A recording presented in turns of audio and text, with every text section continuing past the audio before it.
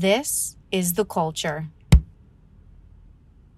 Hello, everybody, and welcome back to another episode of the Cinema Wave Podcast. We are back this time to give you guys our Oscar predictions. This is going to be the 96th Annual Academy Awards, and we're here to give you our predictions.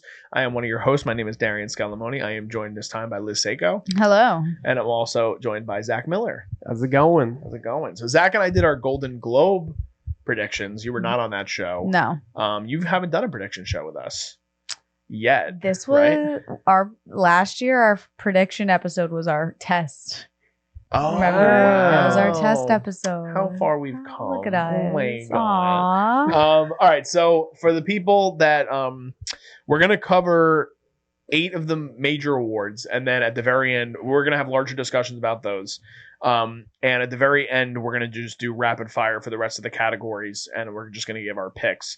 A couple days after the Oscars, myself, Liz, and one of our other hosts, it's either going to be Mikey or Vinny, we're going to give kind of the recap of the Academy Awards. Zach, unfortunately, won't be able to join us, but Zach will maybe give some insight to what he thought about the awards at a later date at some point. But let's start with Best Picture. Let's get into it. Okay, so it's the biggest category. It has the most nominees in it. The nominees are American Fiction, Anatomy of a Fall, Barbie, The Holdovers, Killers of the Flower Moon, Maestro, Oppenheimer, Past Lives, Poor Things, and The Zone of Interest. All right, I'm going to give my prediction. I'm going to say Oppenheimer. Liz, what is your pick? I am also going to say Oppenheimer. Zach? I'm going to go Oppenheimer as well. All right, so first award, and it's a full suite. Now, Oppenheimer is a movie that we've talked about at length on this channel. We have a massive episode, one of our earlier recordings that you guys should definitely check out. I know it's a longer episode, but it was a really fun discussion that we had about Barbie and Oppenheimer, the Barbenheimer episode. And yeah, I mean, I don't know what else to say other than the fact that I think this movie is pretty close to being a perfect movie, though somebody else on this panel doesn't think so. But the movie's great. I think it's been a long time coming for Nolan. And I do think this is probably his best movie he's ever made. So I think it's going to win. That's my pick. It's been my pick ever since I saw it. I think there's a little bit of an outside chance. For Poor Things to kind of spoil. I haven't seen the movie, so I honestly have no... You still haven't seen it yet? No, but it comes out on Hulu. It just came out today on March 7th. So I am going to watch it before the Oscars, but then I'll be able to give my opinion then. But Oppenheimer, Liz? So it's not my personal favorite out of the list. I definitely have some other ones that make my heart flutter a little bit more. But I think just compared to what it's been winning at the other award shows, I think that I think it's just going to be a sweep for them in that category. I love Poor Things. I would be really, really shocked if it came in, though, over Oppenheimer. So I think it's an easy Do you have pick. a dark horse pick? No, I really think it's just Oppenheimer. Yeah. I don't have like an inkling that it's anything else. I'm pretty confident that they're going to give it to that. Zach? Yeah, so I'm going to go Oppenheimer and echo what you guys are saying. We've talked about this pretty extensively. I love the ensemble in this. I think it's got the best ensemble out of this entire category. I mean, this has been so widely regarded and critically renowned among film people. I would be very shocked if it didn't win Best Picture. Maybe a dark horse pick would be Zone of Interest for the subject matter. Okay. And its artistic appeal and the message behind it. Because for that one to sneak in there, it makes me wonder what the chances are for that film. Yeah, that's a fair point. I think that's a fair point. I think in a year that wouldn't have something on the scale of an Oppenheimer, I think there would be room for a lot of these films to be in the conversation. Like I think there's enough of an appeal for American Fiction. There's enough of an appeal for Anatomy of a Fall, for Barbie, even The Holdovers. Like there are people that are talking about a lot of those movies, but Oppenheimer has been like, I'm pretty sure across the board, like at everything, Yeah. VGA, everywhere, it's winning. So we all think Oppenheimer across the board. Liz, do you want to give us our next category? Yes, our next category is actor in a leading role. So the nominees are Bradley Cooper for Maestro, Coleman Domingo for Rustin, Paul Giamatti, The Holdovers, Cillian Murphy, Oppenheimer, and Jeffrey Wright for American Fiction. So my pick, which I don't really know if you guys are going to go this way, but I'm going to go Giamatti. Zach? Yeah, I think I might. I'm going to do Cillian, but Giamatti has a very strong chance, I think, based off of how the other awards seasons have been going. So I love that I get to split this. Imagine I didn't say that. Imagine I was like Coleman Domingo, who I love, by the way. I think it's Paul Giamatti's year. I think it's Paul Giamatti. I won't be sad if he gets it. You know. Yeah. Do you want to cut? They're going to give him his flowers. I think everybody knows that Cillian did a great job with Oppenheimer, but I think at the end of the day, also the Oscars is a little bit of like a puzzle game. So I think if they're going to give Oppenheimer Best Picture, they'll probably give something else Best Leading Role.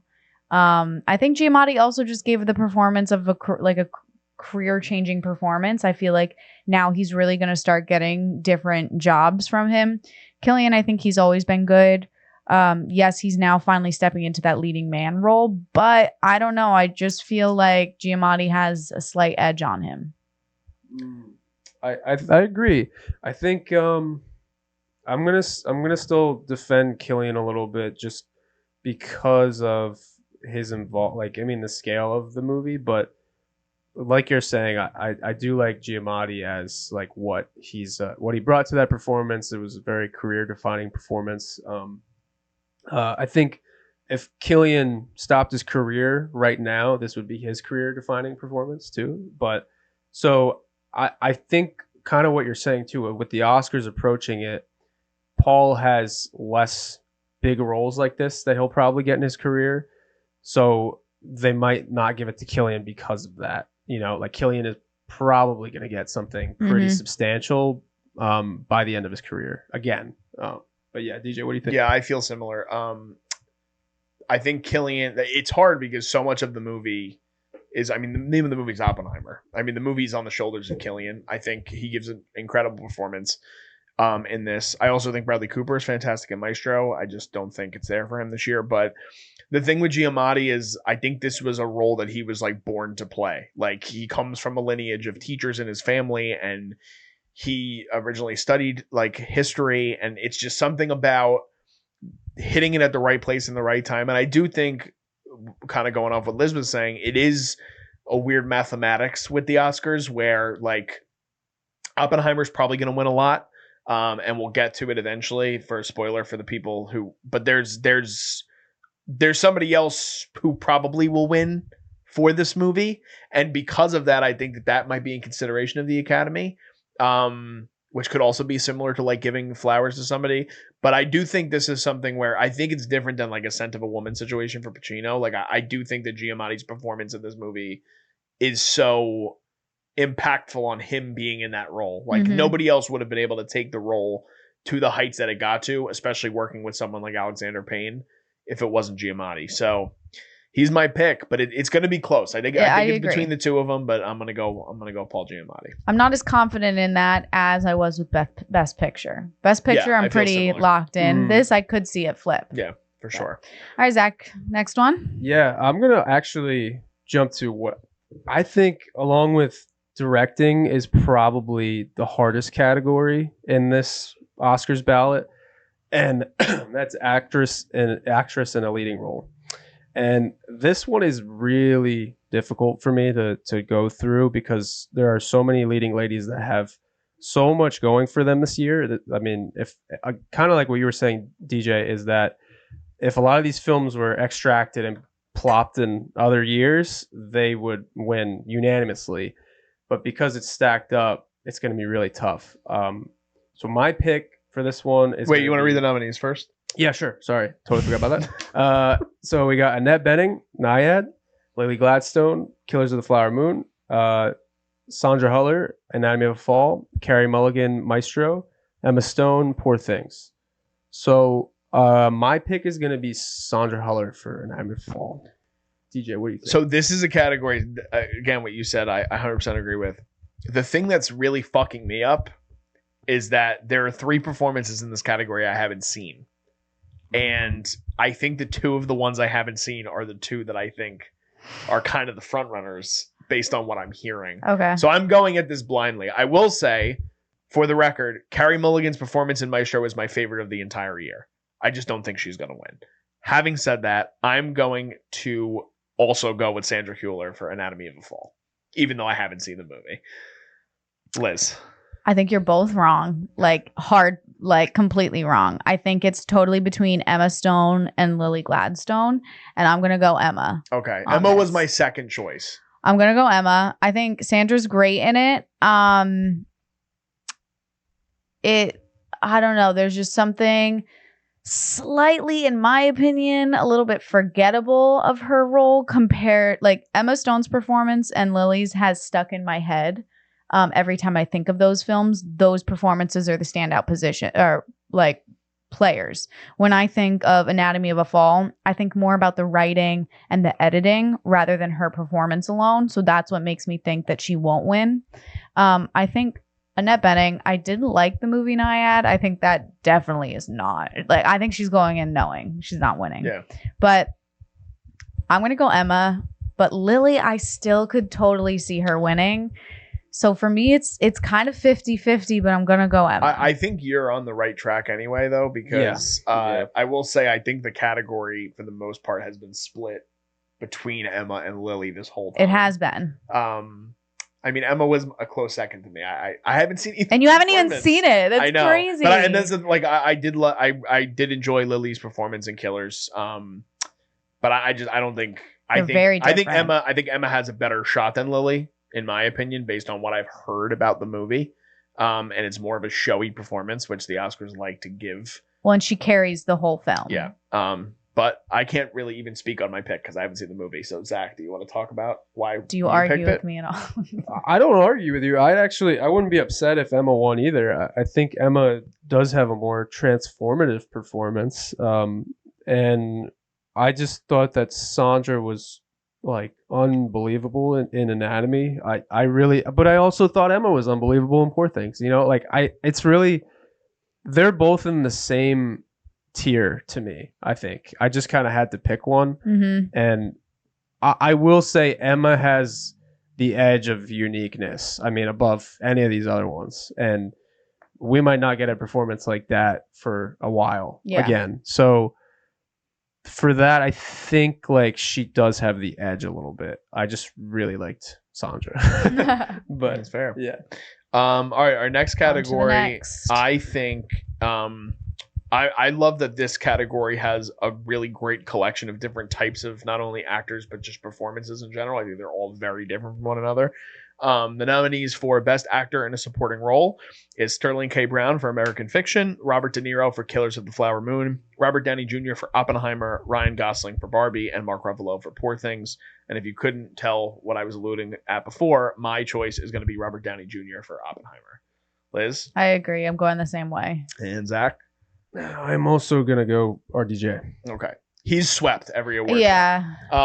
It's a long coming award for him. He's been nominated twice previously for Best Leading Actor. Actually, one was leading, one was supporting for Chaplin and Tropic Thunder.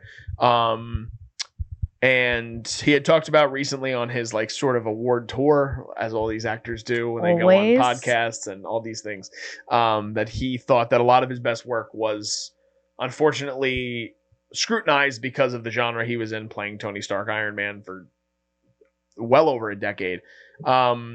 I think it's his time. I think that Gosling does some really great, unique stuff in Barbie.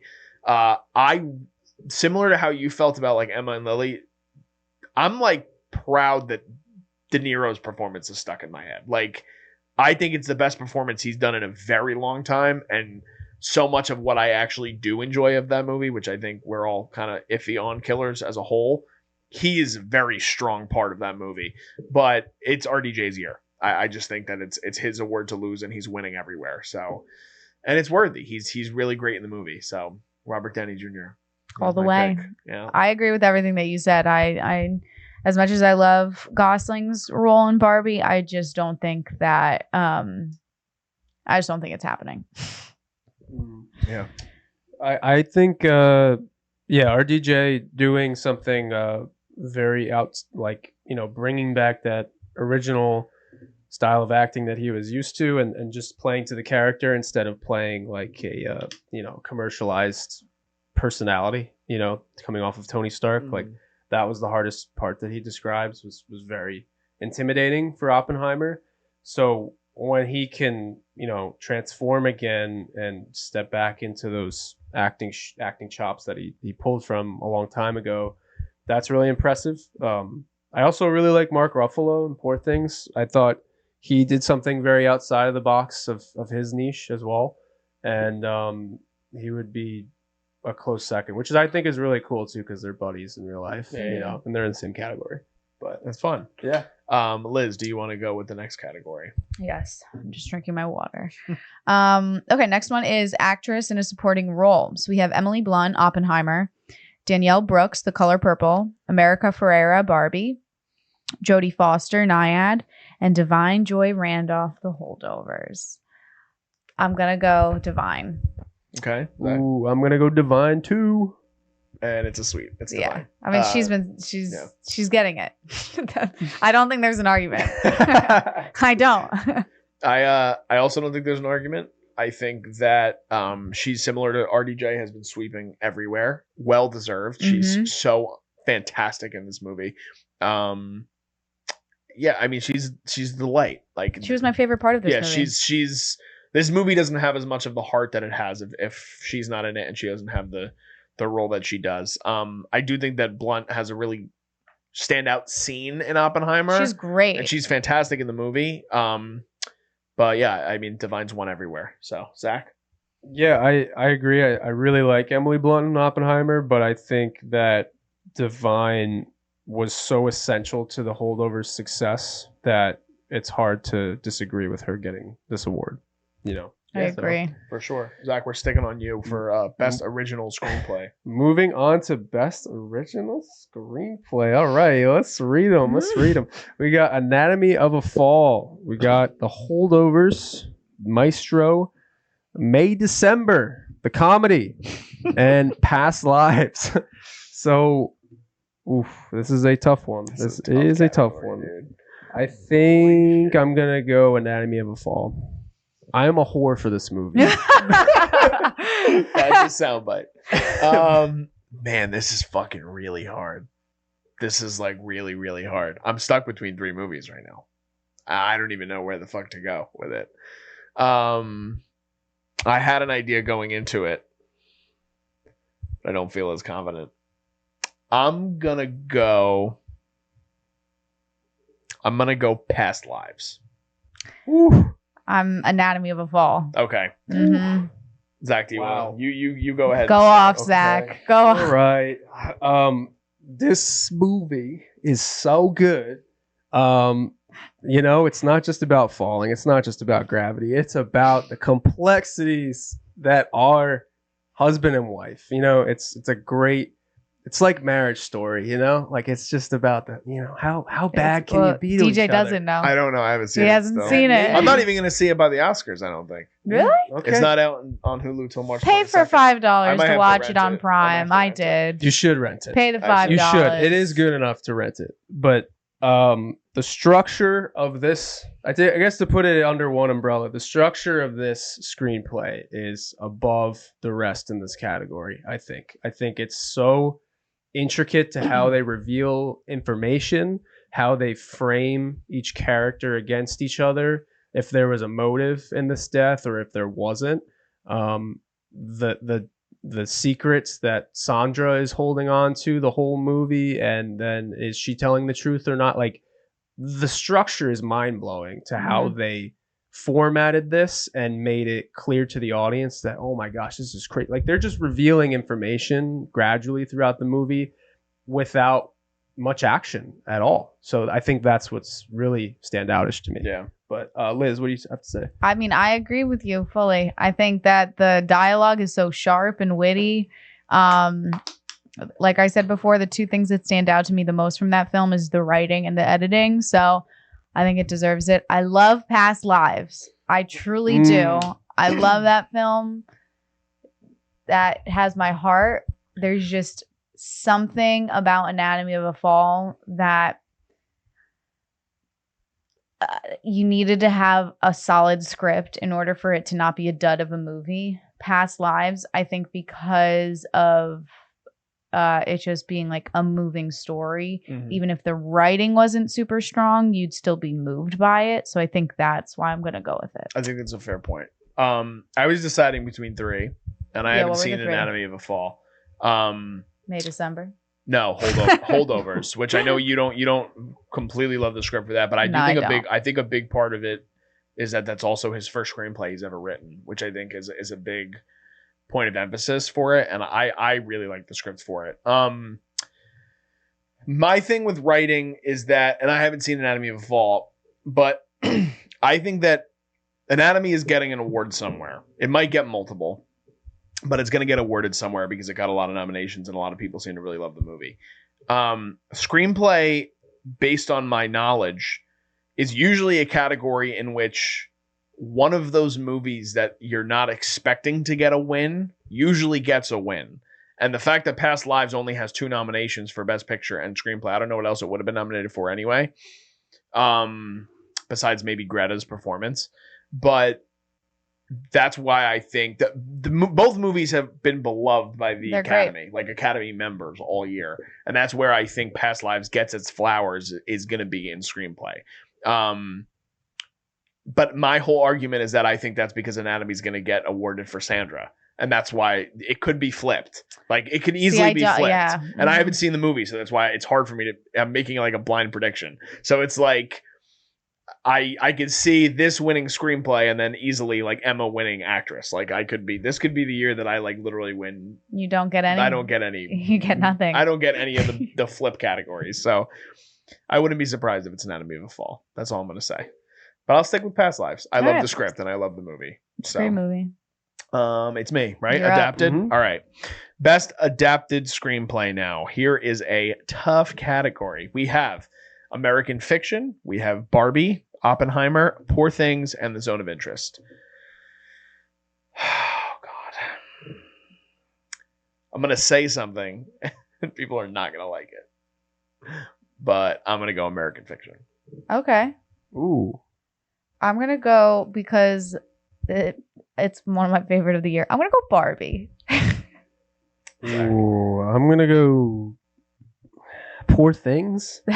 Okay, so this is a toss. Honestly, it's a toss-up. This is really fucking hard. So my pick up until probably a week ago was Barbie, especially because of everything that happened with the controversy with Greta only getting. Greta was robbed. Yes, I'll say it forever. We should make merch on that. Greta was robbed. I'm sure the merch already exists somewhere. Maybe. I have been seeing a major push online for Cord Jefferson for American Fiction. Have you seen it? I did see it. I do think that the script is one of the stronger parts of the movie. However, I think the movie is a good movie. It's not a great movie, but sometimes I just think it's good to kind of take it where the road is leading you. And I can understand and see this winning because as great as Barbie's a great movie and the script is really good. And it's kind of the thing America Ferrera got nominated for a monologue. Like, no offense, I think she's a good actress. She got nominated for a monologue. So, obviously, the screenplay is such a big point of emphasis for it. I think where Barbie's going to get a lot of its wins is going to be in those technical categories.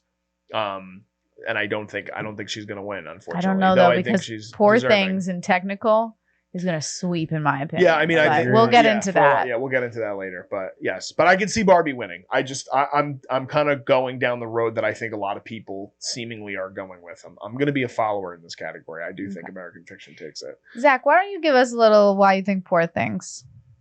I just think Poor Things was such a unique screenplay. Out of these, I think my backup choice would be Oppenheimer. Just because of the scale and the acclaim it's brought in, kind of what we were saying. But Poor Things, is a little bit based off of Frankenstein, but it gives like a very inventive take on liberation as a woman and sexual liberation and discovering the world and societal corruption and like all this weaving with surrealist element. Like it's very different from all of these, I guess. So I guess that's my appeal to it. But yeah, what do you think with Barbie? I think Barbie's everything and should win all the awards. And if this is the only award that they have actually the potential of winning, it deserves it. That's a good pick. Otherwise, the world's rioting if they don't win anything. Yeah, I think the world's gonna riot a little bit. Mm-hmm. Yeah. I don't know. Well, you're up. I got a bad feeling about it. Yeah. Well, Liz, you're up for director. Yeah. That's Our last. Oh, major right. category. Okay, for directing, we have Justine Tourette for Anatomy of a Fall, Martin Scorsese, Killers of the Flower Moon, Christopher Nolan, Oppenheimer, Yorgos Lanthimos, Poor Things, and Jonathan Glazer, The Zone of Interest. I am gonna go Nolan. Zach? I'm gonna go Nolan. I think the film bros will burn Hollywood to the ground. I if he agree. Doesn't get it. Yeah, I also think Nolan. Do you want you start us off? I don't agree that he should probably win. I do think that Yorgos honestly deserves it for Poor Things, but I think just where the hype is leading and the direction of anything, it's going to go for Oppenheimer again. Zach? I'm gonna say Nolan again for Oppenheimer. This is probably his biggest and largest undertaking of his career. My only dark horse, I think, would be Anatomy of a Fall with Justine, because you also have Sandra up for acting. The screenplay is phenomenal. I think she really was like the cornerstone for that movie succeeding, along with Sandra. But and for her to kind of be in the mix among the rest of these really prolific directors is interesting to me. So I also, I wouldn't really be mad at any of these people winning, except for maybe Scorsese, and I love Scorsese, but I don't think this is his best movie. So yeah, I think that it's just been a long time coming for Nolan, and I think it's his time, and I think the movie represents everything to award him the award. Again, I can't really speak necessarily on either of the two sort of dark horse picks that you guys have picked. Zone of Interest is Jonathan Glazer's now highest grossing movie ever, which is kind of crazy because it's a movie literally based on the Nazis. Very interesting that has sort of found a secondary audience. And I agree, Scorsese. I mean, I love him. He's got one now with Departed, and he's worthy of tons of nominations throughout the years. But I think you probably could have put Greta in there instead of Marty. Could have, should have, and they didn't. So. All right, those are all the big awards. There is one more relatively big award that we'll give our picks relatively quick, and we're going to start with our rapid fire. But we'll start with animated feature film. We have The Boy and the Heron, Elemental, Nimona, Robot Dreams, and Spider-Man Across the Spider-Verse. I think it's a 2-horse race, but I'm going Spider-Verse. I haven't seen any of these, so I'll just go Spider-Verse. Okay, Zach? I'm going to go Spider-Verse. I think it's ahead of the rest of these for this year. I think it's between that and Boy and the Heron. Yeah. But I'm going to go Spider-Verse, and we sweep across the board there. Cinematography. We have Edward Lockman for El Conde, Rodrigo Prieto for Killers of the Flower Moon, Matthew Libatique for Maestro, Hoyt Van Hoytema for Oppenheimer, and Robbie Ryan for Poor Things. That's a tough category. I'm gonna go Poor Things, even though I haven't seen it. I think it's probably between that and Oppenheimer, but people are going crazy over El Conde, whoever the fuck that is. Apparently the cinematography is amazing, but It's on Netflix. Okay. You watched it? Not yet, but it's on my list. Okay. Poor Things is my choice. Poor Robbie Things Ryan. is my choice. Sorry, say that again, Liz. I didn't get you on camera. Poor Things is my choice. Tell him. Poor Things is my choice. Okay, Yeah. so another sweep across the board. Let's go to costume design. We have Jacqueline Duran for Barbie, Jacqueline West for Killers of the Flower Moon, Janty Yates and Dave Crossman for Napoleon, Ellen Mirajnik for Oppenheimer, and Holly Waddington for Poor Things. I am going to go Barbie. I would love Barbie, but I think it's Poor Things. Poor Things is It's going to really sweep. unbelievable in It's costume. really, it's incredible. Okay. Yeah. I haven't seen it, but I think the costumes of Barbie are awesome. This is my pick. Documentary feature film. We have Bobby Wine, The People's President, The Eternal Memory, Four Daughters, which Liz saw. I did. To Kill a Tiger and 20 Days in Mariupol. I have not seen any of these, unfortunately, but I have heard really great things about the Eternal Memory, so I'm going to go blind, and I'm going to say that one. I'm going to go Four Daughters because it's the only one that I saw. Zach. 20 Days in Mariupol, I think, is about the Ukraine war, so it might have a leading subject matter in today's climate. Okay. Maybe. It's a good pick. So, If that was the case. Documentary short film. Jeez, I have no idea where we're going with this. The ABCs of Book Banning, The Barber of Little Rock, Island in Between, The Last Repair Shop, and Nine and WIPO. Nine and WIPO is now on Disney Plus and Hulu. I haven't watched it yet, but it is on my list, and I'm going to pick it because I want to watch it. I don't know any of them, so I'll jump on the bandwagon with you. I'm going to go with Barber of Little Rock. Any preference? Why are you just like the name? Reason, or you just like the name? It sounds pretty cool to me. So I feel bad. I want to watch feel it. bad too. I know. I should They're watch just not all these. available anywhere. That's true. That's true too. Film editing. We have, and I apologize if I'm butchering any of these names. I'm doing my absolute best, fully blindly here. Laurent Senechal for Anatomy of a Fall, Kevin Tent for The Holdovers, Thelma Schoonmaker for Killers of the Flower Moon, Jennifer Lame for Oppenheimer, and Yorgos Mavropsaridis for Poor Things. I'm gonna go Thelma for Killers. I'm doing Anatomy. Okay. Anatomy of a Fall. I'm gonna go for Oppenheimer. Okay. All over We the got place. an Oppie. Love it. Okay. International feature film.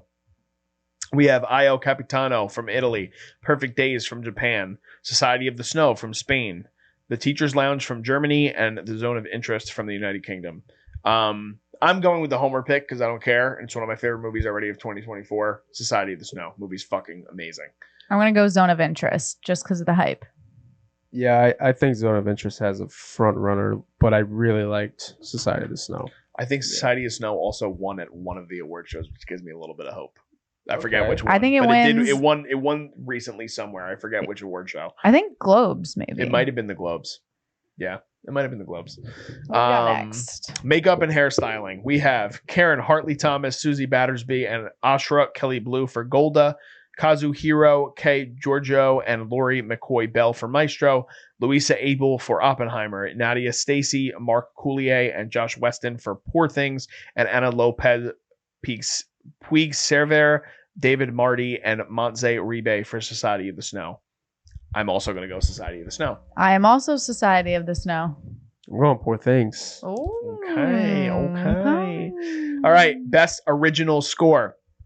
Laura Cartman for American Fiction. John Williams for Indiana Jones and the Dial of Destiny. Robbie Robertson for Killers of the Flower Moon. Ludwig Göransson for Oppenheimer. And Jerskin Fendrix for Poor Things. I will be very, very sad if it is not Oppenheimer, and it is my pick. It's one of my favorite scores ever. I'm going to go Poor Things. You motherfucker. Because it's one of the only ones that I remember. You don't remember Oppenheimer? No. Oh. Well, it's on all of our social medias at this point. Damn it, Liz. But Sorry. I Part of you's thinking John Williams, aren't you? no, I was gonna think Poor Things too. Oh my god. But I think He's a Poor Oppenheimer Things has stan. a little bit of edge. Okay. So I'm gonna So go Zach thinks they're winning like everything. Yeah. You've said Oppenheimer like every other award. No, I was gonna say Poor Things. He said a lot for the technical.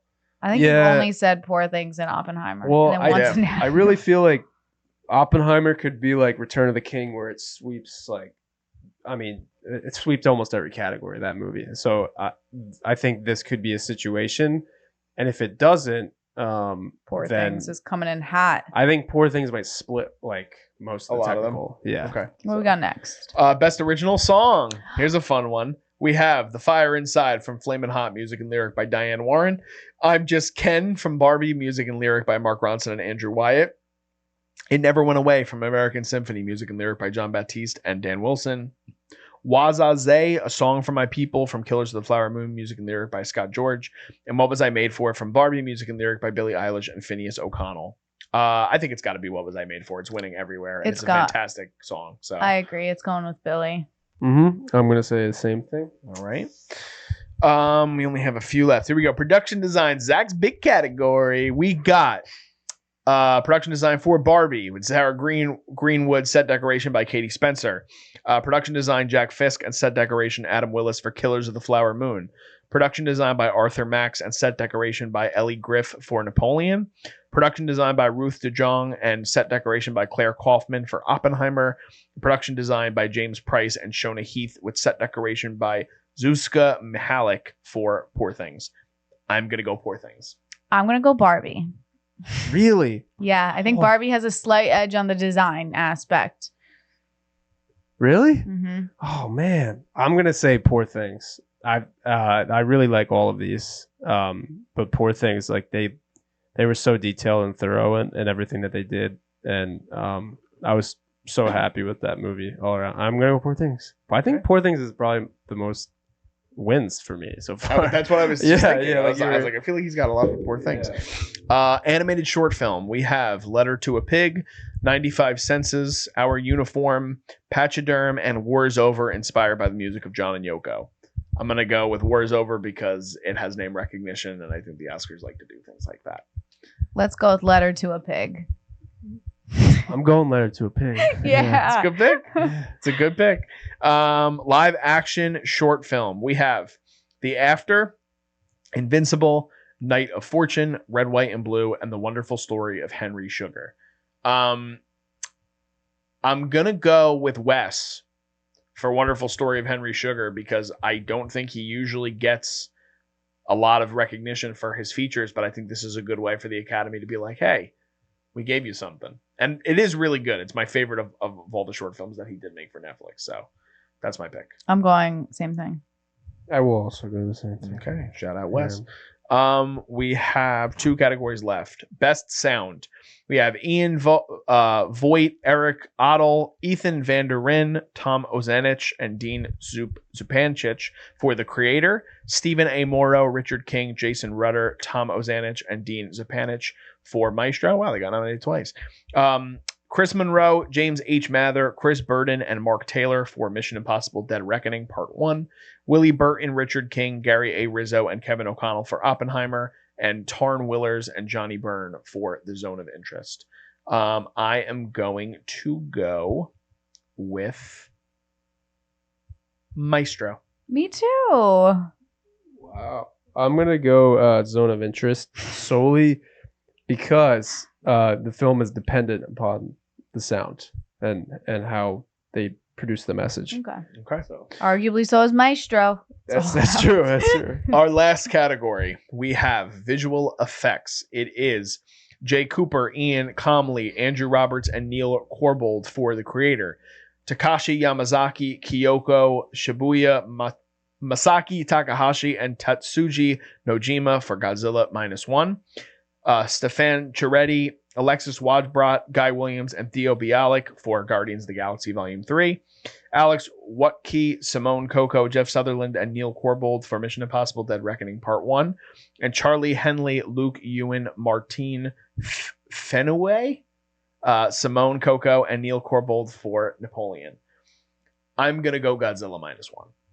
Okay. I don't think I've seen any of these actually. No, So I'm going to go with The Creator because I've heard it's very good. I'm going to go Godzilla just because of their budget. The fact that they made that movie on that small of a budget is pretty unbelievable with how it came out. So, yeah. All right, we did it. That's it. We went through all We of did it. Guys, it. we did it. That's our Academy Award predictions for the 96th annual Oscars. Please let us know in the comments. We love to interact with you guys, especially around award season. Let us know what are some of your picks. You can list all of your picks if you really want to, and let us know about some of the things maybe we haven't seen this year that you think we should check out in the time we have until the Oscars. The Oscars are going to be on March 10th, so it's only a couple weeks away from when we're going to release this. So again, let us know in the comments what you guys think about your predictions as well. If you can, please give this video a like. We are the Culture Wave Media Network. You could subscribe to our page. We really appreciate it. We're also on social media. You can follow us at Cinema Wave Media on Instagram, as well as on TikTok, Threads, and Facebook. We're also at _Culture Wave Media on Instagram and at Jersey's Finest Pod on Instagram as well. Just signing off, I am Darian Scalamoni. I am Liz Seiko. I'm Zach Miller. And we'll see you guys next time.